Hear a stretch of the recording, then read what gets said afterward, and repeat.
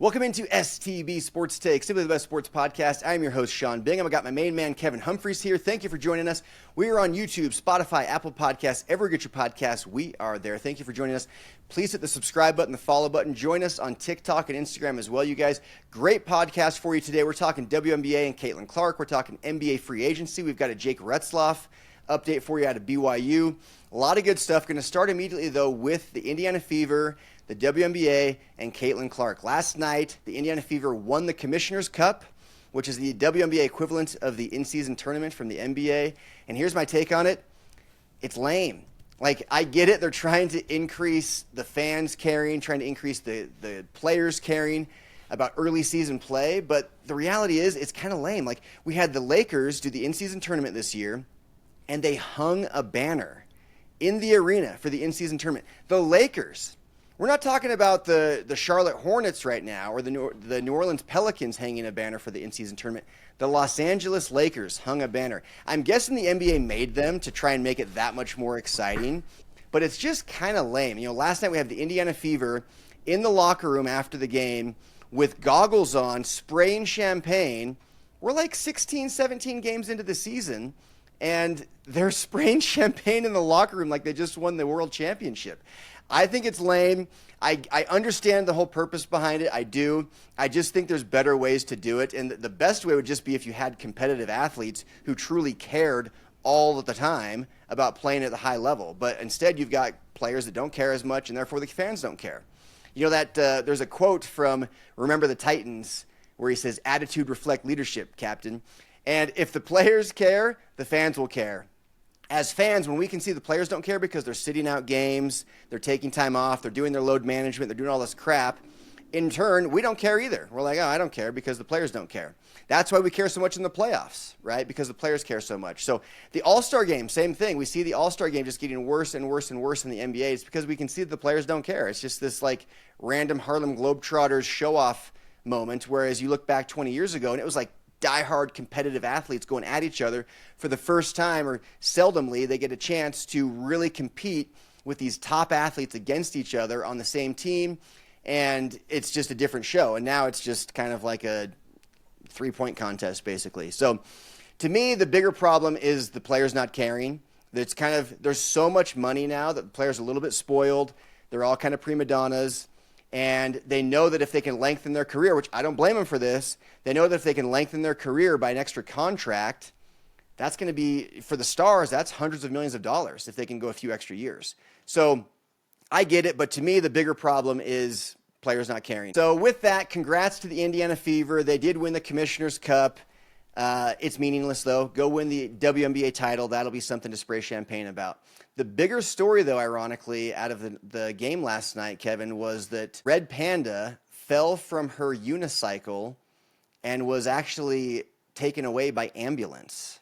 So for those that don't know, Red Panda, she's famous halftime show performer on the big, tall unicycle, and she can actually like flip bowls up onto her head. It's very acrobatic, very difficult stuff, but she fell from a unicycle and was taken away by ambulance. So prayers out to Red Panda. I know Caitlin Clark, Kevin, you showed me earlier, she went on her Instagram Live and actually gave her a shout out, so I thought that was pretty cool. All right, sticking in the WNBA, sticking with Caitlin Clark, the hate for Caitlin Clark by her fellow WNBA members is through the roof, insane, crazy. She was voted the 9th best, not player, but guard by her peers in the WNBA. They had the audacity to vote her the 9th best guard. This is insane. She was all NBA, all WNBA last year. She was an all-star last year. She was Rookie of the Year. She led the WNBA in assists, and they voted her 9th best. Now, of course, by the fans, she was voted number 1. By the media, she was voted number 3.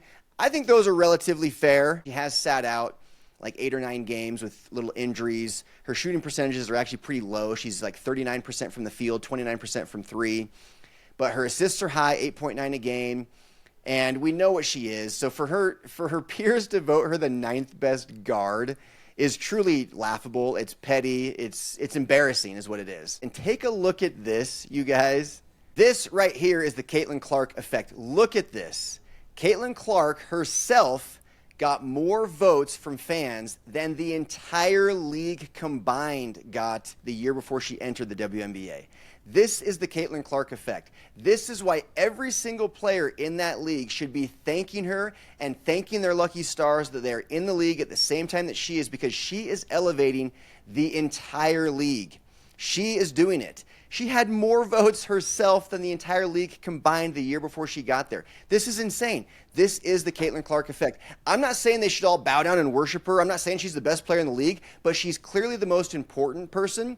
And if you're there, don't be petty. Just go play your butt off. Make the All-Star game so that we'll all watch because she's in it, and play your best. And when you play against her, play your best so we can see, holy crap, that girl's pretty good. Another sign of the Caitlin Clark effect and how she's raising the entire WNBA is that the league is expanding to 18 teams now. The league has not expanded in over 15 years. In fact, it was digressing for a long time. It reached its peak of 16 teams in the year 2000. Then it dropped down to 14. Then it kind of bounced back and forth between 13 and 14 for like a decade. Went all the way down to 12 teams in 2010 and has stayed there for the last 15 years until Caitlin Clark got in the league. The Valkyries came in. This is their first season in Golden State. And they're expanding to more teams. They've got Portland and Toronto next year, and then Cleveland, Detroit, and Philly after that. So massive expansion going on right now, from 12 to 18 teams from when Caitlin Clark entered the league to just a few years from now. That's 50% increase from 12 to 18. 50%. They're growing by 50% in just a few years. So this expansion, this is all thanks to Caitlin Clark and the popularity she's brought to the league. I'm not saying she's the best player. In fact, I don't think she is. I think she will be. I think within the next year or two, you'll see her win MVPs, multiple of them. I think you'll see her win multiple WNBA titles as well. She got that Commissioner's Cup already. But the other players are integral. Women's basketball in general is getting better and better every day.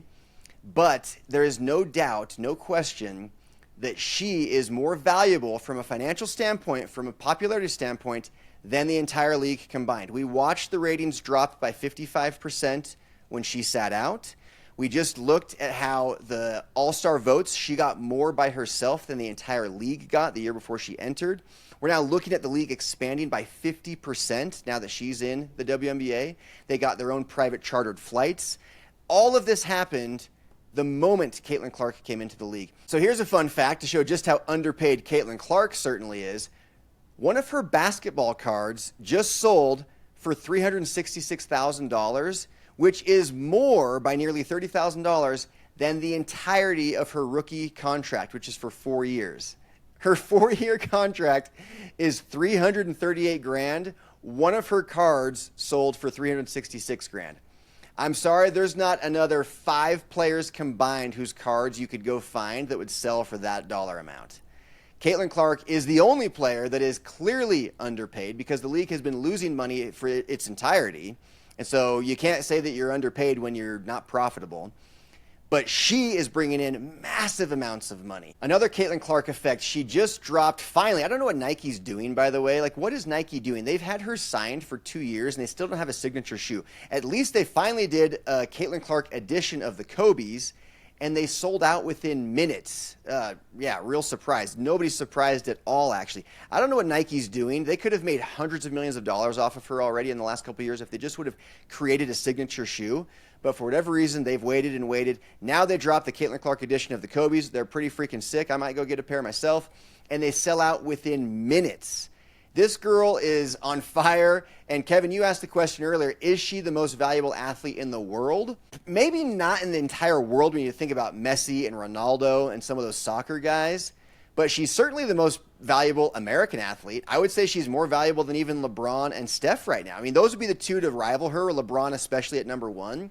But he's getting so much older that it's a little bit different.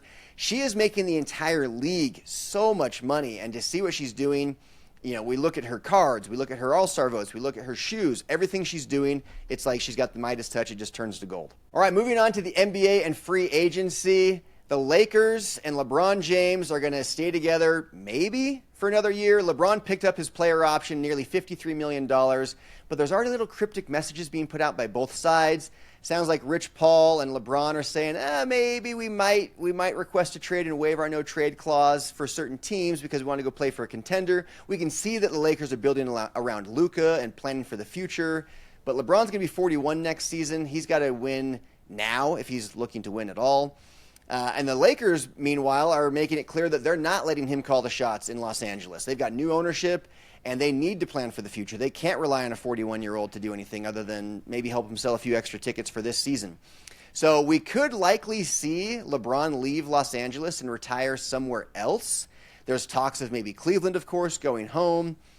They've got a pretty amazing squad. They underperformed and underachieved in the playoffs, but a team that won 60-plus games was the number one seed in the East.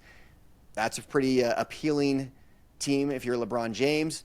Another one that I heard, Kevin, is talks of Dallas. Could you see LeBron James going to Dallas to kind of reunite with Anthony Davis? How weird would that be? He reunites with Anthony Davis, reunites with Kyrie Irving, and then plays with Klay Thompson, who, again, famously was the one that said LeBron might have had his feelings hurt, which is what ignited that epic 3-1 comeback that LeBron had in 2016 against the Warriors in the finals. So, and then, of course, Cooper Flagg's there. Is there a scenario that you could see, Kevin, in which LeBron James ends up on the Mavericks? If he ends up on the Mavericks, I think that it would one, be a mistake for the Mavericks because all the guys that they have are already under contract, and they'd have to send those guys back to LA. So it would be, one of Klay or Kyrie or AD would probably have to be involved coming back just to make the contracts work, and I just don't see a world where Dallas invites that, especially when they have the young white LeBron as a rookie. Yeah. Well, what's funny is what I'm hearing and what I've read is that there's really no teams interested in trading for LeBron. And guess what? I wouldn't be interested either. And it's not because I hate LeBron. I don't hate LeBron. LeBron is one of the all-time greatest players ever. But he's nearly 41 years old. I wouldn't want him on my team. He doesn't do anything for me at this point. He really doesn't. He's going to be around for maybe a year or two at most. And the things he brings with him, he can be a little bit demanding, a little bit controlling. He's going to steal a lot of the spotlight. There's just a lot of things that come with it where unless I think that he's the missing piece for a title right now, I just wouldn't want him. I'd rather build around younger guys because that it's just a quick rental, essentially. So I don't know what's going to happen with LeBron James. I think that this is his last season. This is my personal prediction. I think he stays with the Lakers this year, and this is it. That's what I think happens. Also with the Lakers, Austin Reeves recently declined a 4-year extension worth $89 million. Here's my take. I think he can get more. I think he likely is trying to go and get more. But I think that he'll end up likely being the guy that gets a huge bag, goes to a crappy team, and doesn't make the playoffs. Austin Reeves, in my personal opinion, is a little bit overrated. I think that he's been elevated by LeBron, even by Luka this year, Anthony Davis in years past. He's a great player. But I fear for him that he's going to end up going to seek out that bag, and he'll end up just being at the bottom of the league for the next several years. Now, here's the thing. We got to remember that this is a job. This is their job. They should try and maximize their worth, maximize what they can make. Austin Reeves doesn't have a title yet. You ask yourself, does he want one? Does he not care? Does he just want that bag? Some guys they look at it as a job. Their legacy and the legend of Austin Reeves, it's not going to be impacted much by winning a championship. So maybe he's just more focused on making as much money as he possibly can while he can, because your window as a professional athlete is 10 years or so if you're lucky. And so if you can go and make $100 million, $200 million in that time, freaking do it. I will say this, though, about the legends in particular. Winning titles will only make you more money in the long run. Look at Tom Brady. He took discounts regularly with the Patriots, and now he's one of the wealthiest athletes of all time. He's the highest paid sports commentator ever. Actually, I do think Jordan just beat him out. But why is Jordan beat him out? Because of the legacy, because of the legend, the allure, right? Winning championships, ultimately, if you are an MVP caliber player, will make you more money. You'll make more money in endorsements. You'll make more money post NBA playing career. So it's something to think about if you're Patrick Mahomes, if you're LeBron James, if you're even Luka Doncic, type level where he hasn't won a title yet. Luka winning multiple championships would make him a wealthy man far beyond his playing days. Never winning a title like James Harden. James Harden's going to be rich for life just because he's made so much money, but he'll never be the type of guy that like a LeBron James can be because he hasn't won the titles, or a Steph Curry can be because he hasn't won the titles. So Austin Reeves probably isn't too worried about that, legendary stuff as much, but he is a competitor. You got to believe he wants a championship. There's a decent chance that really what he's doing is looking at the Lakers and thinking, I don't know if this is where I want to be anymore. I don't know if this is the best fit. I don't know if we're set up to win a title right now. Maybe I can go and join a team that can be a title contender immediately, and I'm the missing piece. Maybe that's what Austin Reeves is thinking. Either way, the Lakers have a lot to figure out. They brought in Luka, but now LeBron's kind of up in the air just because of his age and because of the rumors. Reeves just declined his option. They still don't have a center. They got new ownership. It's going to be a mess for a while, but my guess is with the new ownership, this is the same ownership as the Dodgers, by the way. They're going to get it together. They're going to bring back the championship caliber team that won't be hanging in-season tournament banners unless the commissioner makes them. So, Sean, what do you make of Denver? They just traded Michael Porter Jr. for Cam Johnson. They re-signed Bruce Brown, who won a title with them a couple years ago. They got a backup center in Jonas Valanciunas. Denver looks poised to give OKC their best shot next year. Yeah, Denver is a team that is trying to win right now, and they're trying to keep Nikola Jokic happy and keep him in Denver. Stars that win titles, stars that are legendary type players like we were just talking about, they need to win titles. And we're going to get into Giannis and the Bucks here in a second. But the Nuggets are doing what they need to do to be competitive. And I think, I look at this. Bruce Brown was a really integral part of that championship team in 2023. They got him back. He's a little bit older, so we'll see what he can do. I like the signing of Tim Hardaway Jr. I like Jonas Valanciunas. To me, they got a lot better. I personally like Michael Porter Jr., but maybe I'm clinging on to the Michael Porter Jr. pre-back injury. He's not been quite the same player since then. He's still been good, but he's been very inconsistent, very streaky. So we'll see if Cam Johnson's an upgrade or not. I think it probably will be a little bit of an upgrade from a consistency standpoint. I personally think that Michael Porter Jr.'s highs are a little bit higher than Cam Johnson's, but the lows are lower and they're more frequent. So I think from a consistency standpoint, it's an upgrade. And then they got a lot better with Tim Hardaway Jr., Bruce Brown, Jonas Valanciunas. So to me, Denver is ready to go for at least another couple seasons to compete for the title. But honestly, OKC is going to be tough because now they've been there and done that. They just beat Denver this year. They just won the title. It's crazy the amount of confidence that comes to teams when they finally reach the mountain peak. They've done it. They can defending their throne. It's harder because you got a target on your back, but it's easier in the sense that you've done it before. You know you can do it because you've done it. So I think that the Thunder will open the season as favorites to win it all again. But Denver got a lot better, that's for sure. Speaking of the Thunder, Shai Gilgeous-Alexander signed a 4-year extension worth $285 million. $285 million. That's over $70 million a year. This is unbelievable. So here's the top 10 contracts in the NBA right now by average annual value. SGA, $71.4 million. Tatum with the Achilles, $62.8. Steph, $62.6. Joel Embiid. Kind of crazy looking at the top of this. I mean, you've got a torn Achilles in Tatum. You've got an old Steph Curry. You've got an injury-prone Joel Embiid, an injury-prone Anthony Davis. Then you've got Giannis, Jaylen Brown, torn Achilles Damian Lillard, old Jimmy Butler, and then Nikola Jokic. Of the top 10, a lot of them I would argue are overpaid, which is crazy. But like Joel Embiid, I'm sorry, I don't think he's worth $62.5 million. I don't know that Anthony Davis is worth that. I don't know that Damian Lillard's worth that. Kind of wild, but these are the top 10 contracts, and far and away number one is SGA. These contracts are getting out of control. There was a thing I saw the other day, Kevin, that said that by the time Cooper Flagg is available for like the veteran max deal, it will likely be $1 billion contract. Like, it's just crazy to think about. But that's the direction it's going, where you could sign a 10-year $1 billion contract, $100 million a year. Man, what a time to be alive. Think about if you're Magic Johnson. Think if you're Wilt Chamberlain. Think if you're like any of these old players. I mean, Wilt's gone, but think about all these old players who got paid just a regular salary. They were just grateful to play basketball, for a living. But then they retired and realized, well, shoot, I don't have tens of millions, hundreds of millions in the bank. I was living essentially paycheck to paycheck, and now I got to go get another job. Think about those guys and like just the groundwork that they laid to make it possible for these guys to get paid what they're getting paid. It's crazy how far the league has come. But yeah, the Thunder paying $285 million over 4 years to SGA. I actually do think he's worth it. Kevin, what do you think? Is SGA worth this type of contract? I think SGA is worth this type of contract, but as you look at the list, one injury or a slight decline, and you're looking at a bad situation that a lot of these teams are in, trying to get off or build around a superstar making that much money that just doesn't earn it.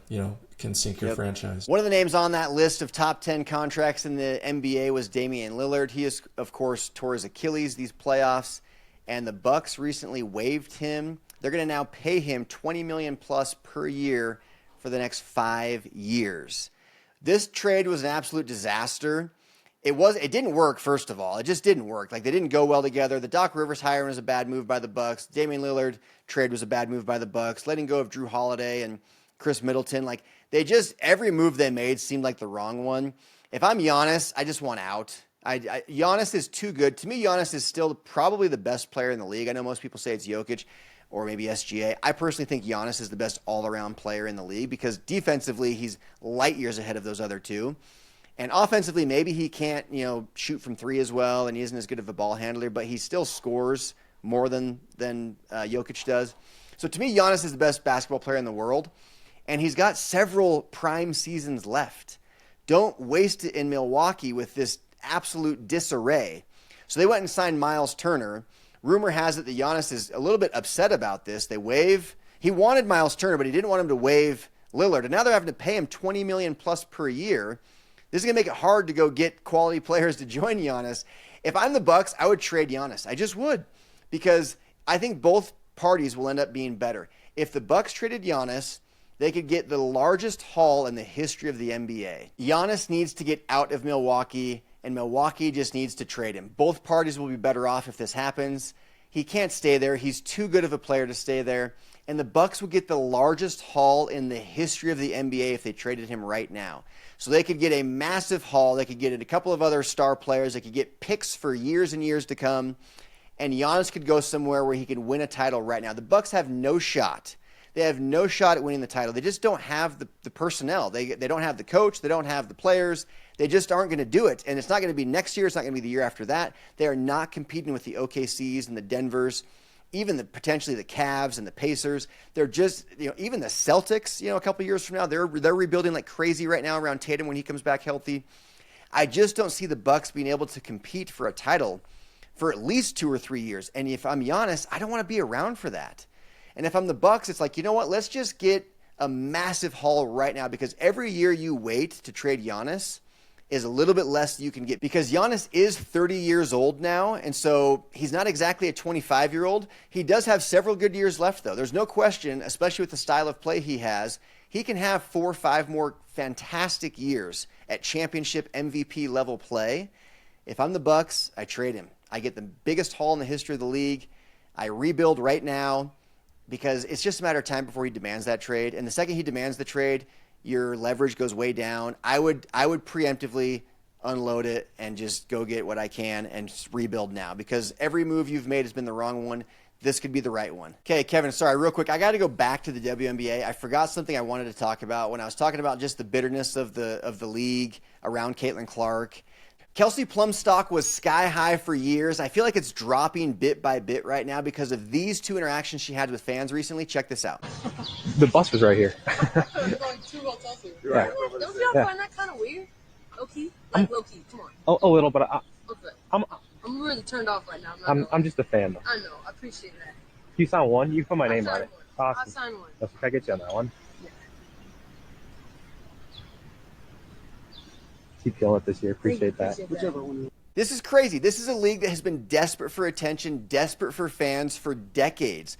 They finally are starting to get fans. A few of them wait around near the hotel to get an autograph. They're not like knocking on her hotel room door. They're outside on a public street, on a public sidewalk. They see her and they ask for an autograph, and she's like rude and turned off by it. She signs a couple of them, but her whole attitude is just so off-putting. It's crazy. I mean, she should be embracing, like, hey guys, yeah, happy to do it, and then go inside her hotel room and be done with them. But this is a league that just wants fans, and then when they get them, they do stuff like this. It's crazy. Yeah, I think these guys aren't really fans. These are professional autograph seekers, and they get the autographs on their cards that they collect, and then they resell them for, hundreds, thousands of dollars. And does a player see a dime of that? No, they don't, because it's those guys profiting on their name, image, and likeness. So if it was a kid, if it was maybe a couple teenagers, that would be really bad attitude. by Kelsey Plum. But in this instance, I think that Kelsey's in the right here because these guys are just coming to her to make money. I don't think there's any true fandom involved here. Do you think she thinks that? Because I think she would have. She's like bold enough. She's blunt enough that she would just say that to them. She would say, "No, you're not. You're not just fans. You're going to go sell these." But instead, they say, "Well, we're just fans here," and she goes, "I know. I appreciate that." So I don't think she thinks that. Maybe they are, maybe they aren't. But I don't think she thought that. I think she was going to treat anybody that maybe wasn't a kid that way. That's the take I get, or the impression I get. Okay, here's the next one. This is a fan sitting courtside at a Sparks versus Sky game. Caitlin Clark, of course, plays for the Fever, so she's not involved in the game. But this fan sitting courtside is wearing a Caitlin Clark shirt, and here's Kelsey Plum. Yes! Okay, you got rid of this. Hi, how are you? Sit here. Let's do it. This will be better. Okay, ready? Oh my gosh, so awesome. Thank you. Okay, this is wild. Not sure if you could hear the audio clearly there, but she says to the woman, "Next time, be better. Be better." She's literally lecturing a fan who is there early, sitting courtside, paid good money to sit courtside, is there early with her daughter, it appears, taking photos, excited, and she's lecturing her about her wearing a Caitlin Clark shirt. This is not a way to make fans love you. This is not a way to get people to like really buy into the whole WNBA thing. This is a way to become a villain. So if that's the goal, because this goes viral and people like me are seeing it and it's be like, what's her deal? Like, just take a picture with her. And if you want to jokingly, very different if you jokingly say, "Hey, you know what, before we take a photo," which, by the way, I don't even know if the woman asked for the photo. The daughter asked for the photo, I think. I just heard Kelsey Plum say, "Do you want a photo?" So I don't know if she's just offering it up herself or what. But the woman who is being lectured didn't ask for a photo. So if the person asking for the photo is wearing the Caitlin Clark shirt, maybe you jokingly toss them, a Sparks shirt and say, "Hey, I put this on." But honestly, I've seen NBA athletes sign another player's jersey even before, where it's like, "Yeah, whatever, I don't care. Just whatever you put in front of me, I'll sign it," So not a huge deal, but to me, it's just not a way to win fans over. If I'm that woman and I see this and I look back and I'm like, wait, was that a moment with me and my daughter where she lectured me and told me to be better next time? Like, I don't like that. I don't like that player anymore. That's how I would feel. I'd be like, I don't really like her. That's not what I'm looking for. I was there having a good time and you lectured me in front of my daughter because I wore, sorry, this is my favorite player. Caitlin Clark's my favorite player. That's what I wore. This is the WNBA attire that I have. Just be grateful that I'm here, because years ago I wouldn't even come to this, Quick update on the Jake Retzlaff story out of BYU. Of course, he was accused of rape just a few weeks ago. It was allegedly happened more than a year ago.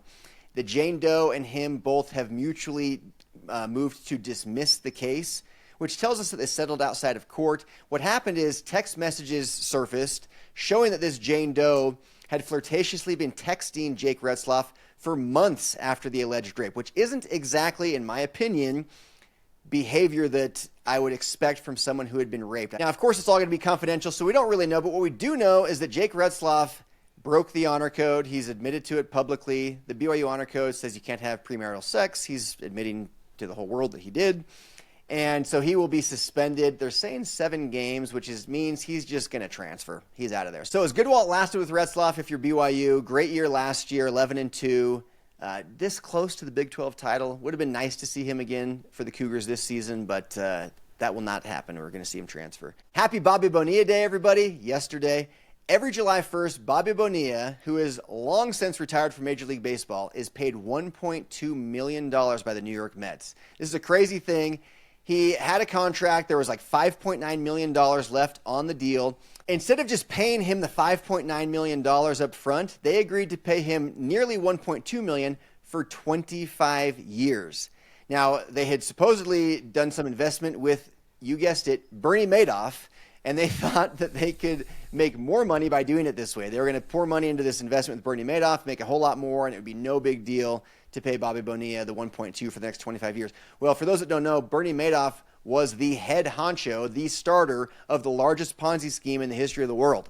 So needless to say, that money disappeared on them, and now they're just stuck paying Bobby Bonilla $1.2 million every year for 25 years. He last played for the Mets in 1999. He retired from baseball in 2001. So They got to pay him for a little bit longer, but this is kind of wild. The guy will be 70 when these payments stop. So his retirement plan is set. He just gets 1.2 every year from the Mets. Hasn't had to do a thing for it. So fun fact, that is actually more than 3 of the top players in the league. It's more than Paul Skeens. It's more than James Wood, and it's more than PCA, Pete Crow Armstrong. Bobby Bonilla makes more from the Mets decades after retiring than those star players make right now for their teams in Major League Baseball. All right, fun gossip story out of the NFL, kind of. Tom Brady and Sydney Sweeney allegedly flirting it up at Jeff Bezos' wedding. There's a 20-year gap between these two. Here's all I got to say on this. If Tom Brady pulls this off, the guy has too much power. He's filthy rich. He's the greatest football player in the history of the world. He already was married to Giselle. He's got 7 Super Bowl titles. He's one of the highest paid broadcasters in the history of the world. And now you're telling me he might get Sydney Sweeney as well? It's too much. It's unfair. You know, this guy is like, he's just too powerful. And the joke, of course, going around is that he learned from Bill Belichick. Of course, Bill Belichick is dating someone who's like 50 years younger than him. Kind of funny. We'll have to keep an eye on this, little TMZ eye on this, because this would be wild if he pulls this off. Ace Bailey finally arrived in Utah, and I got to be honest, he said all the right things. He looked good. The guy's crazy athletic. He looked happy. He said the right stuff. I think this is going to work out for Utah. Ryan Smith, the owner, went on the Pat McAfee show shortly after the draft, said all the right things. He gets it. I am stoked as a Jazz fan, as someone who lives in Utah. I am stoked to have Ace Bailey here. I think there's a decent chance he ends up being the best pick in the entire draft. Again, I'm really high on Cooper Flagg, but Ace Bailey to me is, I would say he's probably the second best player in the draft. Everyone else kind of had him slotted third, but I'm stoked to have him here, and it looks like they'll pull it off to at least get him to show up and play his rookie contract, and it's up to Utah to try and make him feel welcome, and hopefully he can see the positive in Utah and stick around for a while, but it's looking good for the Jazz right now. I think they absolutely won that draft with Ace Bailey and Walter Clayton Jr. Fantastic first-round picks, and the fear of Ace Bailey maybe holding out or not signing or going back to college, none of that was really that big of a fear truly because he'd give up so much. But it's looking like he's here, he's going to be here, and hopefully they can build around him for the next few years. All right, you know me, big Michael Jordan fan. Your fun Michael Jordan stat of the day does not involve Michael Jordan. This is the all-time leaders in playoff losses. Now, to get there, you got to play a long time. You got to make it to a lot of playoff games. But Michael Jordan is noticeably absent from this list. LeBron James, number 1. Derek Fisher. These are guys with a lot of titles. Jordan has a lot of titles. These guys have a lot of titles. Jordan's not on here as one of the all-time losers. These guys are. Kobe's on there. Shaq's on there. Robert Horry, Stockton, Duncan, Malone. Stockton, Malone never won a title. Fisher won several. Shaq won several. Kobe won several. Tony Parker won several. Robert Horry won several. Al Horford has one. Derek Fisher, we said. Tim Duncan, several. LeBron James, several. So these are a lot of like multiple-time champions on this list. And then, of course, Stockton and Malone. Are they the only 2 that haven't won a title? They are. The only 2 on this list to not win a title are Karl Malone and John Stockton. Everyone else has won multiple titles. Noticeably absent, though, is Michael Jordan, the GOAT. All right, bouncing around a little bit today, but back to the NBA, something I found interesting. I grew up in the David Stern era. In 30 years, there were 8 different franchises that won a title. 30 years, 8 teams. Since Adam Silver took over, it's been 12 years and 9 champions. So in less than half the time, he's got more teams that have won a title. So you've got Dynasties versus Parity. Which one is better? Honestly, I thought Parity would be better. That's how the NFL mostly is. But I got to be honest, it feels like Dynasties are actually more appealing to the general public. And as I've watched myself and my interest level over the last few years, I think that I actually kind of prefer the Dynasties. It's kind of fun to watch the Warriors just battle it out with the Cavaliers. It was fun to watch Michael Jordan just win over and over. I'm sure for Showtime Lakers people that were around back then, it was really enjoyable. For Spurs fans, you had to love watching your team battle for a title every year and win 5 of them over the course of like a 12-year span. So it feels like Dynasties have actually been better for ratings and whatnot. It is fun, though, to see that the Bucks got one, the Raptors got one, the Nuggets got one. There's been a little bit, OKC just got theirs. A lot more parity over the last 9 years. But so while it's good for some of those smaller market fan bases, it does feel like the general public is more interested in the legendary play of Michael Jordan, LeBron James, Steph Curry, Larry Bird, Magic Johnson. It feels like that captivates an audience more, whereas only diehard basketball fans are excited about parity.